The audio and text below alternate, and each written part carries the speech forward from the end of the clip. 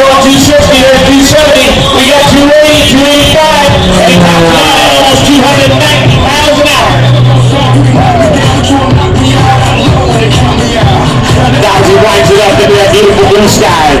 We can't forget, get up with me tonight.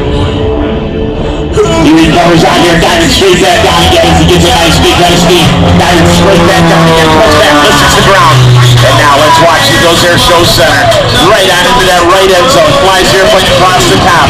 While inverted, he rolls airplane right on around and oh man, tumbles that airplane tail over nose, keeps it going, and it goes right through his previous smoke trail as he continues to rock and roll out there off of Airshow center.